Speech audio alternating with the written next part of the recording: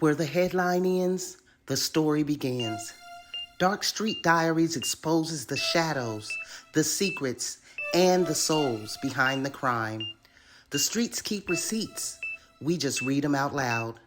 Welcome to Dark Street Diaries. In the summer of 1986, Sacramento was like any other American city, unaware that a quiet figure would soon leave behind a trail of devastation that would shake the community to its core. Morris Solomon Jr., a handyman by trade, unassuming in appearance, would become one of the most chilling predators the city had ever faced. Born in Albany, Georgia, Solomon's life began in hardship. Friends and relatives later described an abusive childhood marked by violence and neglect, trauma that followed him across state lines. Between June 1986 and April 1987, the bodies of 7 women were discovered across Sacramento County. Victims whose lives had already been marginalized by addiction and survival on society's fringes. Each woman was found in locations tied to Solomon, shallow graves in yards, hidden under debris, even inside a closet at one of the homes where he had lived or worked. The first known victim, 22-year-old Yolanda Johnson, was found on June 18, 1986, bound, partially nude. Her body, a grim announcement that something sinister was happening beneath Sacramento's everyday calm. As more bodies surfaced, women like Maria Apodaca, Cherie Washington, Linda Vitella, Sheila Jaycox, and Sharon Massey. Detectives realized they were confronting a serial killer. These discoveries, spread across homes in Oak Park neighborhood and elsewhere, pointed to a pattern no investigator could ignore. The victims were found either buried, concealed, or bound in ways that suggested a single hand, one that moved unnoticed through ordinary neighborhoods.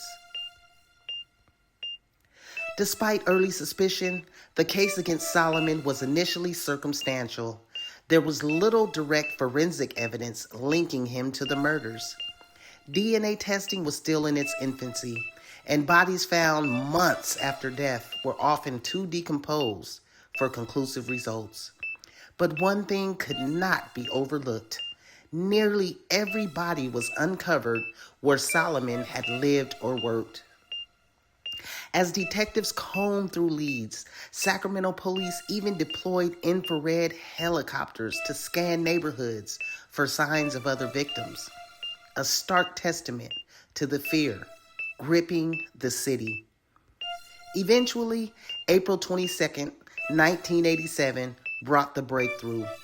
With 2 more bodies unearthed at a property tied to Solomon, Solomon was arrested and charged with 6 counts of murder, later linked to a 7th.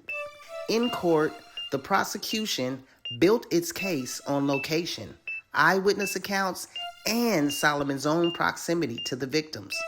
Defense teams sought to frame Solomon's violent history, including repeated sexual assault convictions, as evidence of deep psychological disturbance rooted in a lifetime of trauma.